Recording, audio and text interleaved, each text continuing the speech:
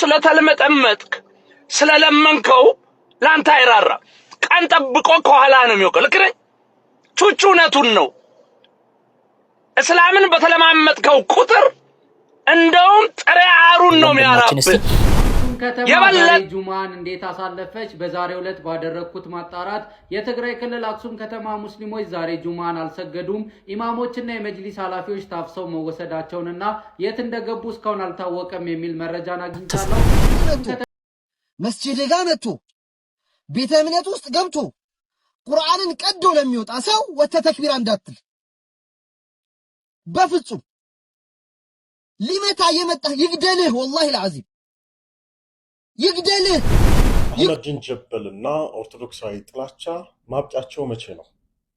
ሰላም ጤና ይስጥልን እንደምናችሁ ይህ ያንድ ባለሙያ እንዲሁም ደግሞ የሃይማኖቱ ተከታይ ኦርቶዶክሳዊ የሆነ ቁጭትና ህመም ያለበት ሰው ድምጽ አርጋችሁ ጉዳይ ስሙኝማ እቺ ሰውዬ ማለት ነው አክሱም ላይ ኦርቶዶክሳውያን ሙስሊሞች ላይ ጥቃት አድርሷል ብላ ቄራ እያረገች ነው ያለችው ኦርቶዶክሳውያን ሙስሊሞችን ደብድበዋል ዘር ፍጅት ምናምን እያደረጉ ነው እያለች ማለት ነው ሃይማኖትን ከሃይማኖት ለማጣላት በጣም ረጅም መንገድ እየሄደች ነው በቃ ተረጋጋና በይፋ ይቅርታ ጠይቀህ ነገሮችን አስተካክላቸው ይሄን ነው ልንም እንችላለን ብዙዎች አሰላሙ አለይኩም ወራህመቱላሂ ወበረካቱሁ ወድና የተከበራችሁ የዛድ ሚዲያ ቤተሰብ እንደምናላችሁልኝ እኔ ያለውላችሁ ዛሬም በድጋሚ ተመልሰን ተገናኝተናል ዛሬም እንደተለመደው የተለያዩ ወቅታዊና አነጋጋሪ የሆኑ ቪዲዮዎችን ይዤላችሁ በቦታ የተገኝቻለሁ ሐሳብ አስተያየታችንን ሼር እየተደራረገን አብረን የምንቆይ ይሆናል እናንተ ብቻ እንደተለመደው ቪዲዮን በላይክ ጀምሩት እንደዛውም ለቤቱ አዲስ ከሆናችሁ ሰብስክራይብ በማድረግ ጀማውን ተቀላቀሉላችኋለሁ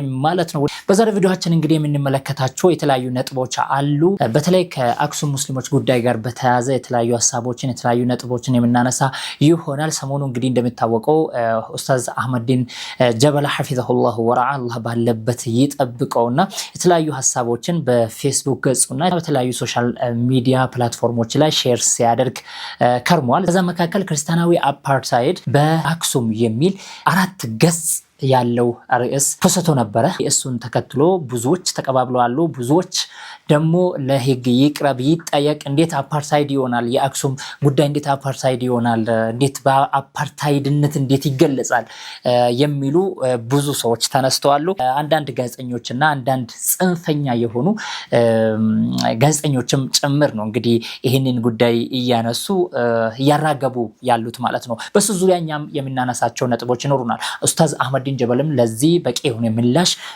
ሰጥቷል በፌስቡክ ገጹ ለቆልናል ፖስቶልናል በጣም በሰፊው አብራርቷል ማለት ነው ይሄንን ጉዳይ የምንመለከት ይሆናል እስቲ ዛሬ ጁምዓ ነው የዛሬ ሳምንት በአክሱም ሙስሊሞች ላይ ከባድ የሆነ ጥቃት ተሰንዝሮ እንደነበረ የሚታወስ ነው ዛሬስ እንዴት ነው ያሳለፉት ዛሬስ ሰግዷል ወይስ አልሰገዱም ዛሬስ ከወደዛ ምን አዲስ የተሰማ ነገር አለ የሚለውን ወደናንተ ላደርስና ከወንድማችን እስቲ አክሱም ከተማ ዛሬ ጁምዓን እንዴት አሳለፈች በዛሬው ዕለት ባደረኩት ማጣራት የትግራይ ክልል አክሱም ከተማ ሙስሊሞች ዛሬ ጁምዓን አልሰገዱም ኢማሞች እና የመጅሊስ ኃላፊዎች ታፍሰው መወሰዳቸውንና የት እንደገቡ እስካሁን አልታወቀም የሚል መረጃን አግኝቻለሁ የአክሱም ከተማ ሙስሊሞችን በተመለከተ ፌደራል መጅሊሱ ከትግራይ ክልል ጊዜያዊ አስተዳደር ጋር መወያየቱን ቢገልጽም እስካሁን መፍትሄ ሊገኝ እንዳልቻለም ተገልጿል ከጀርባ የተጠቀምኩት ምስል ኤአይ መሆኑን ለመግለጽ ወዳለሁ እንግዲህ እንደሰማችሁት ነው ብዙ ሰዎች እየተወሰዱ እየታፈሱ እንዳሉ ነው እስካሁን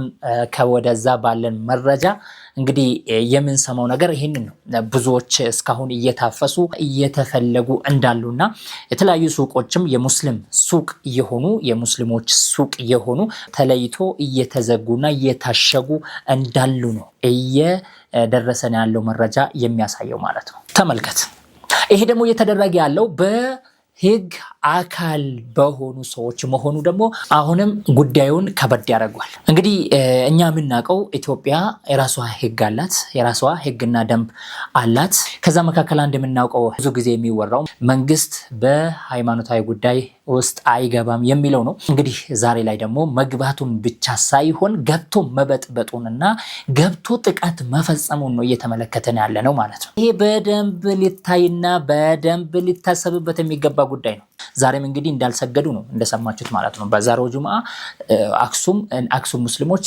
እንዳልሰገዱ ነው። ይኸውላችሁ አሁን እኮ ችግሩ እንዳይፈታ ያደረገ ያለው እኮ ከመንግስት አካል መሆኑ እኮ ነው ችግሩ። ለአመታት ሳይፈታ እንዲቆይ እያደረገ ያለው ነገር ምንድነው? ዋነኛውና የመጀመሪያው ከመንግስት አካል መሆኑ ነው። ኡስታዝ አህመዲን ጀበልም ይሄንን ነበር ለማንሳት የሞከረው ሰሞኑ ሐሳቡን ሼር እያደረገ ያለው ማለት ነው። ይሄንን ተከትሎ ብዙዎች እየተንጫጩ ነው የሚገኙት። ሌሎቹ ደግሞ በሌላ ሳይድ ወስዶ ህዝቡን እየቀሰቀሱ አሉ። በሌላ ሳይድ አድርጎ ማለት ነው ጉዳዩን። ስሙኝማ እቺ ሰውዬ ማለት ነው አክሱም ላይ ኦርቶዶክሳውያን ሙስሊሞች ላይ ጥቃት አድርሷል ብላ ቄራ እያረገች ነው ያለችው። ኦርቶዶክሳውያን ሙስሊሞችን ደብድበዋል፣ ዘር ፍጅት ምናምን እያደረጉ ነው እያለች ማለት ነው ሃይማኖትን ከሃይማኖት ለማጣላት በጣም ረጅም መንገድ እየሄደች ነው። እናውቃለን እኮ ኦርቶዶክሳውያን በየቦታው ሲታረዱ በየቦታው ሲገደሉ ማሰፖርት እንደሚያረጋቸው እነዛን ገዳዮቹ ማሰፖርት እንደሚያረጋቸው እናውቃለን። በህግ አምላክ የሰውዬ ወደ ህግ አቅርቡልን። ቅዱስ ሲኖዶስ ይስማ፣ መንግስት ይስማ። ስርዓትን ያዝ፣ ስርዓትንም ብትይዞ ይሻላል። የትኛው ቅዱስ ሲኖዶስ ነው አህመዲን ሊያሳስብ የሚችለው? የአክሱም ጉዳይ ከሲኖዶስም የወጣ ጉዳይ ነው እኔ እንደተረዳሁት ማለት ነው። ምክንያቱም በተለያየ ጊዜ እነዚህ ሰዎችን መግለጫ አውጥቷሉ። አንከር ያለ መግለጫ ባይሆንም ግን ያወጣሉ አንዳንዴ ማለት ነው አልፎ። ስለዚህ ዛሬ ኡስታዝ አህመዲን ጀበል ስለ አክሱም ስለተናገረ ሲኖዶስ መጥቶ የሚያሳስርበትም የሚያስጠይቅበትም ምክንያት አይኖረውም ማለት ነው። ኡስታዝ አህመዲን ጀበል ሙስሊሞች ተበድለዋል፣ ሙስሊሞች ተጮክነዋል ነው ብሎ ነው የተናገረው። መበደላቸውን አንተ አታውቅም? አሁን ክርስቲያን አያውቅም? ኢትዮጵያ ውስጥ ያለ ክርስቲያን አያውቅም? አሁን በአክሱም ያሉ ሙስሊሞች እየተበደሉ እንዳለ፣ እየተገፉ እንዳሉ፣ እየተበደሉ እየተጮከኑ እየተገፉ እንዳሉ ክርስቲያን አያውቅም? ኦርቶዶክስ አያውቅም? ይሄንን አያውቅም? የትኛውም ክርስቲያን ያውቃል። አንድ ሰው ተወልዶ ባደገበት ከተማ መቀበር ካልቻለ እስከ 40 ኪሎ ሜትር ርቀት ላይ ሄዶ ከከተማ ወጥቶ የራሱን ቀብር ስነ ስርዓት የሚፈጽም ከሆነ እዚህ በላይ መበደል፣ መጮከን፣ መገፋት አለ? የለም። እውነቱን ደብቃችሁ ካልሆነ እውነታው ይሄ ነው። በጣም የሚያሳዝነው አንዳንድ ጠበቆች ነን ባዮች እንዲህ ሲናገሩ ነው የሚገርመው። አህመዲን ጀበልና ኦርቶዶክሳዊ ጥላቻ ማብቂያቸው መቼ ነው? ሰላም ጤና ይስጥልን፣ እንደምናችሁ። ይህ የአንድ ባለሙያ እንዲሁም ደግሞ የሃይማኖቱ ተከታይ ኦርቶዶክሳዊ የሆነ ቁጭትና ህመም ያለበት ሰው ድምፅ አድርጋችሁ ቁጠሩት። በተለይም ደግሞ በተቻለኝ መጠን እንዲህ አይነት መሰል የሆኑ ተግባራት እንዳይከሰቱ አስተማሪ ሆኖ ማለፍም ስላለበት ነው የኔ ቪዲዮ የምሰራው። ክርስቲያናዊ አፓርታይድ በአክሱም ብሎ ጻፈው። በአክሱም እየተደረገም ያለ በተለይም ሙስሊም ቤተ እምነት ተከታይ በሆኑ ወንድም እህቶቻችን ላይ እየተደረገ ያለ ማናቸውም ኢሰብአዊ የሆነ ተግባር ያለ እንደሆነ ፍጹም ሊወገዝ የሚገባ ተግባር ነው። በምንም አይነት መልኩ ሊበረታታ እና ደግሞ ድጋፍ ሊሰጥ የሚገባ ነገር አይደለም። ነገር ግን ይህን ተግባር የፈጸመው መንግስታዊ ተቋም መሆኑ እየታወቀ መንግስታዊ አመራር መሆኑ እየታወቀ ጉዳዩን ከእምነቱ አገልጋዮች ጋር አያይዞ ክርስቲያናዊ መልካም ስምና ዝናን ለማጉደፍ እና እንደ ሀገር ሁከትና ብጥብጥ ለማስነሳት ታልሞ የሚሰሩ አስነዋሪ ተግባራትን ግን መቃወም ካልቻልን ማናችንም ሰዋዊም አይደለንም። በቀጣይም ደግሞ ሀገርንም እንደ ሀገር መታደግ እንችላለን ብዬ አላስብም። አንዳንድ ጊዜ ለምጣዱ ሲባል አይጧ ትለፍ ይባላል። ቤተክርስቲያን ይህንን እያለች ለብዙ ጊዜ አልፋለች። ለምጣዷ ለመሰረቷ ብላ ማለት ነው። አንዳንድ አይጦች እየተነሱ ግን ሊቦጠቡጣትና ሰላማን ሊነሷት ይፈልጋሉ። ኦርቶዶክሳዊነት እኮ ክርስቲያናዊነት እኮ ቀኙ እየተመታ ግራህንም ስጥ እየተባልን ያደግን ሰዎች ነው። ግን ይሄ ማለት ሊሚት የለውም ማለት አይደለም። ባለፉት ዘመናት ቤተክርስቲያን ብዙ ዋጋ ከፍላ ነገር ግን መብቷን ያስጠበቀችባቸውን ጊዜያት የሩቅ ታሪክ አይደለም፣ የቅርብ ጊዜንም መመልከት ይቻላል። አትንኳት፣ ቤተክርስቲያን አትንኳት፣ ግድ የለህም። ጥያቄ ካለ በራስ መዋቅርን ተከትለ ጠይቅ። በማናቸውም መልኩ እዚህ ላይ ምንም እኔም ደግፋለሁ ካስፈለገ። ደግሞም እኮ ልክ እንደኛ ኦርቶዶክሳውያን የህግ ባለሙያዎች እንዳሏችሁ ሁሉ የሙስሊም ቤተ እምነቱን መብትና ጥቅም የሚያስጠብቅ ባለሙያ ተዋቅሯል። ለምን በዚያ በኩል መብትን አታስጠብቅ? ወጥተህ ለምንድነው ሁከትና ብጥብጥ ሃይማኖትን ከሃይማኖት እምነትን ከእምነት ሊያጋጭ የሚችል አስነዋሪ ነገር የምትናገረው? አዋቂነት ግን አይደለም ወንድም ማለት በሰውነት ወንድሜ ነህ፣ ነገር ግን ድንበሬን ስታልፍ እኔም በሰውነት ድንበርህን ልናልፍ የምንችልባቸው ነገሮች ሊመጡ ይችላሉ። በጣም ጥንቃቄ ስለሚያስፈልግ ማለት ነው። አሁን ስለዚህ ሐሰተኛና የጥላቻ ንግግር አዋጁ መሰረት ተደርጎ የኮምፒውተር አዋጅን መሰረት ተደርጎ እንዲህ አይነት አስነዋሪ ድርጊቶች መንግስትም ቆም ብሎ ሊመለከት ይገባል። እውነቴን ነው የምለው፣ ሲሪየስሊ ይሄ በስሜታዊነት የተናገርኩት አይደለም። ከራሴ ጋር በጣም ለመማከር ሞክሬያለሁ፣ ቼክ ለማድረግ ሞክሬያለሁ፣ ባላንስ ለማድረግ ሞክሬያለሁ። ግን ወደኋላ ሄጄ በተመለከቱ ቁጥር ሀይ ባለመባሉ ምክንያት ነው እዚህ ደረጃ ላይ የመጣው ማለት ነው። ስለዚህ የኢትዮጵያ ሃይማኖት ተቋማት ጉባኤ እንዲህ አይነት ጉዳዮችን እንዲህ አይነት ነገር የሚያወሳስቡና ዋጋ ሊያስከፍል የሚችል ነገር የሚከውኑ ሰዎችን ተቆጣጠሩ። በሚመለከተው አካል በኩል አስመክር ሲሪየስሊ። ስለዚህ የኢትዮጵያ ኦርቶዶክስ ተዋሕዶ ቤተክርስቲያን ማንንም አልደረሰችም፣ ማንንም አልነካችም፣ ወደፊትም አትነካም። ነገር ግን እንዲህ አይነት ድንበር የሚጣሱ ነገሮች ላይ ግን እልባት ሊሰጥ ይገባል። መንግስት እኛ እኮ ነን የሞት ነው። በየቀኑ እኮ ሟቾች እኛ ነን። በየቀኑ እኮ የምንታረዝ እኛ ነን። በየቀኑ እኮ አብያተ ክርስቲያናት የሚቃጠሉባት እኮ እቺ ቤተክርስቲያን ነች። ስለዚህ ቤተክርስቲያን እኮ ስለሆነ እኮ አልገለጽክም፣ አልተናገርክም። መንግስት ያደረገብህን ነገር ግን መሰረት አድርገህ ቤተክርስቲያንን ለመውጋት ነው የተነሳው። ስለዚህ እባክህ በቃ ተረጋጋና በይፋ ይቅርታ ጠይቀህ ነገሮችን አስተካክላቸው። ይሄንን ነው ልል የምንችለው። ብዙዎች ባይናገሩም እንደዚህ ይሄንን ሐሳብ ሼር እንደሚያደርጉና የዚህን ሰውዬን ሐሳብ እንደሚጋሩ እርግጠኛ ነኝ። ነገር ግን እዚህ ላይ ያስተዋልኩት ነገር ምን መሰላችሁ? የምሁራኖች ቃላት ከኒኩላር በላይ አስደንጋጭ እንደሆነ በጣም ተረድቻለሁ። ይሄ አፓርታይድ የሚለው ቃል በጣም ብዙዎችን ነክቷል። ብዙዎች እንዲደነግጡም አድርጓቸዋል። አያውቁም ነበራ እንደዚህ መሆኑን።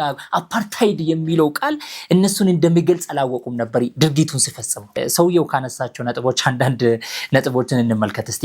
አንድ ለማንሳት የሞከረው ምንድን ነው? ብዙ ጊዜ እኛንን እኮ የምንበደለው፣ የምንሞተው፣ የምንታረደው እኛንን እያለ ነው። ይህ ሰውዬ ለስሙ ጠበቃ ነው። ባይሆን ለኦርቶዶክስ ተዋሕዶ የቆመ ጠበቃ ብንል ጥሩ ነው። እስካሁን ከአፄዎች ጀምሮ እስከዛሬ ማለት እንችላለን። እስከዛሬ ሲበደልና ሲጮከን የኖረ ሙስሊም እንጂ ኦርቶዶክስ አይደለች፣ እስልምና እንጂ ክርስትና አይደለም። እስከዛሬ በተለይ ኦርቶዶክስ ተዋሕዶ ሙስሊሞችን ስትገፋ አፄዎችን መውሰድ እንችላለን። አፄዎች በኦርቶዶክስ ነው፣ በቤተክርስቲያን ነው የሚሾሙት። የራሳቸው ስም አላቸው፣ የራሳቸው ሕግ አላቸው። በዛ መልኩ እስከዛሬ ሙስሊሞችን ስበድልና ሙስሊሞችን ስጮከን የኖረ ኦርቶዶክስ ተዋሕዶ ነው። ሌላኛው ሰውየው ለማንሳት የሞከረው ጠበቃው ለማንሳት የሞከረው ደግሞ ስለ ይሄንን እያደረገ ያለው ኦርቶዶክስ ተዋሕዶ ወይ ደግሞ ክርስቲያን ቤተ እምነት ሳይሆን እያደረገ ያለው መንግስት አካል መሆኑ እየታወቀ እንዴት በክርስቲያን ስም ይነሳል ወይ በኦርቶዶክስ ስም ይነሳል? መንግስታዊ አመራር መሆኑ እየታወቀ ጉዳዩን ከእምነቱ አገልጋዮች ጋር አያይዞ ክርስቲያናዊ መልካም ስምና ዝናን ለማጉደፍ እና እንደ ሀገር ሁከትና ብጥብጥ ለማስነሳት ታልሞ የሚሰሩ አስነዋሪ ተግባራትን ግን ይህንን ነገር መረዳት የምንችለው ወደ ህገ መንግስቱ ስንመጣ ነው። የኢትዮጵያ ህገ መንግስት ሙስሊም መሬት ሊኖረው አይገባም፣ ሙስሊም አንድ ከተማ ውስጥ መስጂድ መስራት አይችልም፣ መስገድ አይችልም፣ መቃብር ስፍራ ሊኖረው አይገባም የሚል የኢትዮጵያ ህገ መንግስት ላይ ተሰፍሮ ካለ እውነትም ይሄንን ማለት እንችላለን፣ አንተ ያልከው ማለት ነው። ነገር ግን አይደለም። በአክሱም ከተማ እየተደረገ ያለው በሙስሊሞች ላይ እየተደረገ ያለው ግፍ ሃይማኖታዊ ነው። ከላይ እስከታች አክሱምን ከዞኑ እስከ ከተማው አስተዳደር ይዞ ያሉት ኦርቶዶክስ ተዋሕዶ እምነት ተከታይ የሆኑ ባለስልጣን ናቸው ስልጣኑን የያዙት። ስለዚህ እንደፈለጉ ማድረግ ይችላሉ። እነሱ ደግሞ በእነማን ነው የሚመሩት? በእንደነዚህ አይነት ሰውዬ በቄሶችና በተለያዩ የእምነት ሰዎች በእነሱ ነው የሚመሩት። ስለዚህ የህግ አካል ነው ይሄንን እያደረገ ያለው። ለምን እኛ ስም ይነሳል ማለት አይቻልም። እሺ ኡስታዝ አህመዲን ጀበል ለእንደዚህ አይነት ሰዎች እና ለተለያዩ ይህንን ሀሳብ ለሚጋሩ ሰዎች አንድ ጠንከር ያለ ባለ 7 ገጽ ፖስቷልና እስቲ እንመልከት። ከቀናት በፊት ክርስቲያናዊ አፓርታይድ በአክሱም የሚል ርዕስ ባቀረብኩት ጽሁፍ ላይ ልዩ ልዩ አስተያየቶች ተሰንዝሯል ይላል። አንዳንዶች በሐሳቡ መከፋታቸውን ሲገልጹ፣ ሌሎች ደግሞ ይህ ተራ የመብት ጥሰት እንጂ እንዴት አፓርታይድ ከአፓርታይድ ጋር ይገናኛል በሚል ሞግቷል ይላል። ጥቂቶች ደግሞ ለመሆኑ አፓርታይድ ምን እንደሆነ ታውቃለህን ሲሉ ጠይቆኛል። ከዚህም አልፎ በርዕሰ ጉዳይ ላይ ከመወያየት ይልቅ በስብዕና ላይ በማነጣጠር ስድብና በሕግ ይጠየቅልን ዛቻዎችን የሰነዘሩም አልጠፉ። እኔ በማንኛውም መልኩ ስነ ምግባርን የተላበሰ የሐሳብ ልዩነት አከብራለሁ። ጽሁፎቼ የትኛውንም የማህበረሰብ ክፍል ለማዋረድ ወይም ለመተንኮስ ዓላማ የላቸው። ይሁን እንጂ ችግሮችን ለመፍታት የመጀመሪያው እርምጃ ችግሩን በትክክለኛ ስሙ መጥራት መሆኑን አምናለሁ። ክርስቲያናዊ አፓርታይድ የሚለውን ቃል የተጠቀምኩትም ችግሩን በትክክል ይገልጻል ብዬ ስለማምን ነው። ለማንኛውም ጽሁፉ 7 ገጽ ያለው ጽሁፍ ነው። ስለዚህ እኔ ሙሉውን አላንብብላችሁም። ለማንኛውም አፓርታይድ የሚለውን ቃል ለምን እንደተጠቀመ በዚህ መልኩ ግልጽ አድርጎ 1 2 3 4 ብሎ አስቀምጧልና እስቲ እንመልከተው። አፓርታይድን ከዘር ባሻገር መረዳት ይላል። ብዙ ጊዜ አፓርታይድ ሲባል የአእምሯችን ላይ የሚመጣው ጭንቅላታችን ላይ የሚመጣው ደቡብ አፍሪካ ነች። ኡስታዝ አህመዲን ጀበልም ይሄንን ለማንሳት ሞክሯል። አፓርታይድ የሚለው ቃል መሰረታዊ ትርጉሙ መነጠል ማለት ነው፣ ወይም መለየት የሚባለው ማለት ነው። ምንም እንኳ ቃሉ በታሪክ ከደቡብ አፍሪካው የዘር መድሎ ጋር ቢቆራኝም በፖለቲካ ሳይንስ ትርጓሜው ግን ዜጎችን በማንነታቸው ላይ ተመስርቶ በስልታዊ መንገድ የመለየት ስርዓትን ያመላክታል ይላል። የስርዓት አንዱ ወገን በልዩ መብቶች አጥግቦ ሌላውን ደግሞ በማህበራዊ ፖለቲካዊና ኢኮኖሚያዊ ዘርፎች የጥቃት ሰለባ የማድረግ መዋቅር ነው ብሏል። በአክሱም ሙስሊሞች ላይ የሚታየው እውነታ ተራ የመብት ጥሰት ሳይሆን ከዚህ ጽንሰ ሐሳብ ጋር በቀጥታ የሚገናኝ መዋቅራዊ አግላይነት ነው ብሏል። ለዚህም ማሳያ የሚሆኑት የሚከተሉት ነጥቦች ናቸው ብሏል። አንደኛው የአምልኮ ነፃነት መነፈግ፣ ሙስሊሙ ማህበረሰብ የራሱ የአምልኮ ቦታ ተከልክሎ በየበረንዳውና በየመንገዱ እንዲሰግድ መገደድ። ሁለተኛ የክብር ማጣትና የመቃብር እጦት፣ በገዛ ትውልድ ከተማቸው መቃብር አጥቶ የጀናዛ ወይ የሬሳ ማረፊያ ፈለጋ እስከ 40 ኪሎ ሜትር እንዲጓዙ መገደዳቸው። ሶስተኛ የትምህርት ተቋማት መድሎ፣ በትምህርት ቤቶች ውስጥ በሂጃብ ምክንያት ተማሪዎች መገደላቸውና ጥቃት መፈጸሙ። አራተኛ የጸጥታ ኃይሎች ተሳትፎ፣ እነዚህ በደሎች በጸጥታ መዋቅሩ ጭምር የታገዙ መሆናቸው። ስለዚህ እዛ አካባቢ ላይ አንድ ሃይማኖት ተከታይ ሌላኛው ሃይማኖት ተከታይ ላይ ጥቃቱን በዚህ መልኩ ሲፈጽም እንዴት አፓርታይድ አይባልም? እንዴት አፓርታይድ ለይቶ ሙስሊሙን ብቻ ሙስሊም ስለሆነ ብቻ ለይቶ እያጠቃ እንዴት አፓርታይድ አይባልም? በአክሱም ከተማ ውስጥ የኦርቶዶክስ ተዋሕዶ ቤተክርስቲያን፣ ገዳማት እንደዛውም የተለያዩ የኦርቶዶክስ ተዋሕዶ ተቋማት በየቦታው አለ። ነገር ግን ሙስሊም መድረሳን ተውትና የመቃብር ስፍራን ተውትና የሚሰግድበት መስጂድ እንኳን የለው። ታዲያ አንዱን የበላይ አድርጎ አንዱን የበታች አድርጎ ማጥቃት አፓርታይድ እንዴት አይባልም? አፓርታይድ የሚለው ቃል ኦርቶዶክስ ተዋሕዶ በአክሱም ሙስሊሞች ላይ እያደረሰችው ያለውን ግፍና በደል መግለጽ ካልቻለ የትኛው ቃል ነው የሚገልጸው? ኦርቶዶክስ ተዋሕዶ ነች ይህንን እየፈጸመች ያለችው። ኦርቶዶክስ ተዋሕዶ ነች ይህንን በደል እየፈጸመች ያለችው። ይህንን በዚህ መልኩ ኡስታዝ አህመዲን ጀበል ገልጿልና ገብታችሁ ማንበብ ትችላላችሁ። ያው ሰብር ይጠይቃል። እስከ መጨረሻ አንብቡ። 7 ገጽ ነው፣ ትንሽ ነው። አንብቡት። መጽሐፍን እያነበባችሁ ነው አይደል? ይህም ማንበብ ነው። ምንም አንብቡት፣ ተረዱ ሐሳቡን ተላችሁ። ስለዚህ አሁን የአክሱም ሙስሊሞች መንቃት አለባቸው፣ መነሳት አለባቸው። አንድነት ሊኖራቸው ይገባል። በአንድነት መነሳት አለባቸው። በእነሱ ላይ የሚመጣውን እነሱን ለማጥቃት የሚመጣውን አካል በቃ ለአላህ ራሳቸውን ሰጥቶ ሸሂድነት፣ በቃ ለአላህ ራሳቸውን ሰጥቶ ሸሂድነት አለቀ። ለዲኒ ነው የምትሞተው። ስለዚህ መሞትን አትፍሩ። ከፊት ለፊታችሁ መጥቶ እናንተን የሚጋፈጠው መጋፈጥ አትፍሩ። መጥቶ መስጂድ ጋር መጥቶ ቤተ እምነት ውስጥ ገብቶ ቁርአንን ቀዶ ለሚወጣ ሰው ወጥተህ ተክቢራ እንዳትል በፍጹም። ሊመታ የመጣ ይግደልህ፣ ወላሂ العظيم ይግደልህ፣ ይቆራርጥህ። ወላሂ በዚህ መንገድ የምትኖረው ሐያት ለአኺራም ለዱንያም አይበጅህም። ተደብቆ የሚያጠቃን ሰው ምንም ላታደርገው ትችላለህ። ፊት ለፊት መጥቶ ግን ሃይማኖትን ተኩር ሃይማኖት ጥቃት ለማድረስ የመጣን ሰው ግን ብለው በመጣበት መንገድ አስተናግደው ወላሂ ይሄ ሰውራ ከልቤ ነው። አንዳንድ ምኞቶች አሉ ግን አይሆኑም። ምን አለበት የአክሱም ወጣት በሆንኩኝ እኔ ምን አለበት ነዋሪነት ይዛ በሆነ ዛሬ ሞት ነበር መሆኑ ሆኜ ሞት ነበር። በአላሁ ሱብሓነሁ ወተዓላ መንገድ ላይ አንዲት ፍሬ ጠጠር እንኳን ወርውሬ አንዲት ኮብልስቶን እንኳን ወርውሬ አቅሜን ፈንክቼም እሞት ነበር። ሸሂድ ሆን ነበር። የእስልምና ክብር አልገባንም ማለት ነው። ይሄንን ስል አክሱም ውስጥ የመብት ትግል የምታረጉ ወንድሞች አባቶችን ምናምን ዝቅ አድርጌ ለማየት አይደለም። ላኪን አንዳንዴ ሁሌ የመጣ የሚመታ ሰው እንደምትጮህ ወጣ አላሁ አክበር ብቻ እንደምትል የሚያውቅ ሰው ስቆ በሄዳል። 1000 ቦክስ ይምታህ 2 ጥፊ ምታው። የጥፊው ማዕና ኢማን ነው። የጥፊው ማዕና ሊላህ ነው። የጥፊው ትርጉም ለአላህና ለመልእክተኛው ለኢስላም ክብር ነው። ቫልዩ ከፍ ያለ ነው። የስነ ልቦናም ጦርነቱ የዚህን ይጀምራል። ሚዲያ ቢጮህ ሚዲያ ባይጮህ የሚያመጣው ፋይዳ የለም። እዛ አካባቢ ያላችሁ ወንድሞች ሊጎዷችሁ ሊመቷችሁ መስጂድ ውስጥ የተከበረው የአላህ ቤት ላይ ከነጫማ ገብተው የአላህን ቃል ወላሂ ተያይዛችሁ ለቁ። አንገታቸውን ነክሳችሁ ለቁ። ለምን መጥቶብህ ነው ሄደህበት አይደለም። አላህ ፊት አላህን ለመማፀን ሄደህ አላህ ፊት ቆመ የመጣብህን ሰው ሄስቴት አታርገው። አተ ክብር የሚገባው ሰው አይደለም፣ የውሻ ሞት የሚገባው ሰው ነው።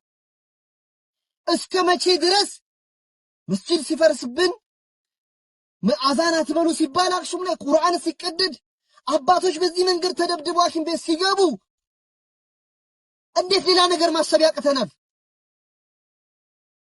ይህንን ጥቃት ሊፈጽሙ በአካል የሚመጡባችሁን ሰዎች በሚገባቸው ቋንቋ አስተናግዷቸው። ያለው አማራጭ ይሄ ነው። ምንም ማድረግ አይቻልም። ነብዩና አለይሂ ሰላቱ ወሰላም ሰሃቦችን ወደ ጦርነት ያስገባው ይሄ ነበር። ወደ ጦርነት የወሰዳቸው ይሄ ነበር። ሲገፉ ሲበደሉ ተወልዶ ባደጉበት ሀገር ላይ ሲጮከኑ የተለያዩ በደሎች ሲፈጸሙባቸው ዝም እያሉ ጉዳዩ እየተባባሰ በእነሱ ላይ እየበረታ ሲመጣ አላህም ፈቀደላቸው። ኡዚነ ሊለዚነ ዩቃተሉነ ቢአነሁም ዙሊሙ ወኢነ አላህ ዐላ ነስሪሂም ለቀዲር። ቢአነሁም ዙሊሙ ማለት ምክንያታዊ ሲያስቀምጥ ማለት ነው። ጦርነቱ ሪዘነብል ነው፣ ዝም ብሎ አይደለም። ምክንያቱ ምንድነው? ስለተበደሉ ተፈቅዶላቸዋል ለነዛ በአላህ መንገድ ላይ ለሚዋጉት። ምክንያቱም ስለተበደሉ ቢአነሁም ዙሊሙ ወኢነ አላህ ዐላ ነስሪሂም ለቀዲር። አላህም እነሱ ሊነስራቸው አሸናፊ ሊያደርጋቸው ነጃ ሊያወጣቸው ቻይ ነው ብሎ ነው አላህ የፈቀደላቸው። ከዛ በኋላ ነው ጦርነቱ የተጀመረው። ከዛ በኋላ ነው በእነሱ ላይ ሲደረግ የነበረው በደልና ጮኮና የቀረው፣ ፍትህ የሰፈነችው፣ ፍትህ የተገኘው ከዛ በኋላ ነው። አንዳንዴ በጉልበት የሚመጣብህን ጉልበተኛ በጉልበት ነው አንተም መጋፈጥ ያለብህ። ከሞትክም ሸሂድ ነክ ኢሕደል ሑስነየይን፣ ከሁለቱ አንዱ ነው። ብትሞትም ሸሂድ ነክ፣ ብትተርፍም አሸናፊ ሆነ የድል ባለቤት ነክ። ኢሕደል ሑስነየይን፣ ከሁለቱ አንዱ ነው። በጉልበት የሚመጣባችሁ በጉልበት ሂዱባቸው፣ አለቀ። እስላም ስለተለመጠመጥክ ስለለመንከው ላንተ አይራራ። ቀን ጠብቆ ከኋላ ነው የሚወቀው። ልክ ነኝ። ቹቹ እውነቱን ነው። እስላምን በተለማመጥከው ቁጥር እንደውም ጥሬ አሩን ነው የሚያራብህ። የበለጠ አንተ ላይ ሽንቴን ልሽና ነው የሚለው። ቹቹ እውነቱን ነው የምትል ቁጥር 1 ጻፍ። ኖ አይ መለማመጥ ነው የሚያዋጣው፣ ሰላም ነው የሚያዋጣው፣ መለመን ይቅርታ መጠየቅ ነው የሚያዋጣው ምትል ደግሞ ቁጥር 2 ጻፍ።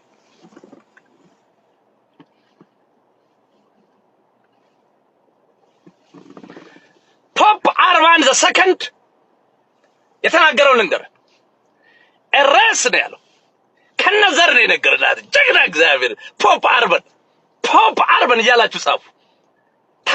ታላቅ ሊቀ ጳጳስ የመስቀል ጦርነት ክሩሴድ ያወጀው ኤሬስ አለ። ኤሬስ from the kingdom of the Persians has invaded ነው ያለው። has invaded the lands of those Christians and depopulated them by sword, pillage, and fire. They have destroyed churches and desecrated holy places. የተቀደሱትን ቦታዎች አረከሱ፣ አብያተ ክርስቲያናትን አቃጠሉ። ከነዚህ ከፐርሺያ የሚገርመው ታሪክ ራሱን እየደገመ ከፐርሺያዎች እያለ ነው የተናገረው። አሁንም ቀሚስ ለባሽ ኢራን የሙስሊም መሪ ሆኖ መጥቷል። ቀሚስ ለባሽ ኢራን አሁንም የሙስሊም መሪ ሆኖ መጥቷል። ግን አይችለውም። ትራምፕን የክርስቲያኑን ዓለም አይችለውም። በተለይ ምዕራቡን አስችለውም። በዚህ በኢስት ያለውን ክርስቲያን እንደፈለክ ልታደርገው ትችላለህ። ኦርቶዶክስ ምናምን ድሮን ቀጥቀጣው ምናምን ነበረ። ካቶሊኩን አስችለው፣ ፕሮቴስታንቱን አስችለውም። እየነገርኩ አስችለውም። ለቀሚስ ለባሽ በጣም መድኃኒት ነው ካቶሊክና ፕሮቴስታንት በጣም ነው የሚመች። ምዕራባ የኛዎቹ ይሄ ምስራቅ ላይ ያለው የኛ ዘመድ እኮ አንድ ወገን እኮ ነን ምናምን እየተሸመጠመጠ ሶሪያ ላይ ማጆሪቲ ነበር፣ ማይኖሪቲ ሆነ። ሊባኖስ ላይ ማጆሪቲ ነበር፣ ማይኖሪቲ ሆነ። ግብጽ ላይ እንደሰማችሁት ነው እንግዲህ ይሄ ነገር በዚህ ሰውየው በሆዱ መያዝ ስለማይችል ነው እንጂ የብዙሃኖች አሉ አይደል አሁን እዚህ ሚዲያ ላይ ማለት ነውና የብዙሃኖች ሐሳብ ነው የኦርቶዶክስ ተዋሕዶ እምነት ተከታይ ማለት ነው። ያው የፋኖ ሐሳብ ስለሆነ ነው ይሄ ነገር ነው። ፋኖ አሁን ሙስሊሙን እያጠቃ ያለበት ምክንያት ይሄንን ታሪኩን ለመድገምና የመስቀል ጦርን ለመድገም እየሞከረ ያለው ነው። እንግዲህ ለመድገም ነው ጫካም የገባው ማለት ነውና ሐሳቡን ብዙዎች ይጋሩታል ለማለት ፈልጌ ነው። ነገር ግን አልቻሉም። መስቀለኞችም እኮ አልቻሉም። በነገራችን ላይ መላሹም እዛው እኮ ነው ያለው። አትችሉትም ሲለን ችለን አሳይተናል። መስቀለኞችን እኮ ከአለም ተግነብል አምስ እንደተባለው ትላንት እንዳልነበረችው አድርገን እኮ አጥፍተናቸዋል እኮ። ከዛ በኋላ እኮ የእስላሙ ዓለም ነበረ እኮ ኢምፓየር አይደል እንዴ? የምታከውን የታሪክን ዛሬም ያንን ለመድገም ሞከራችሁ፣ ነገር ግን አልቻላችሁ።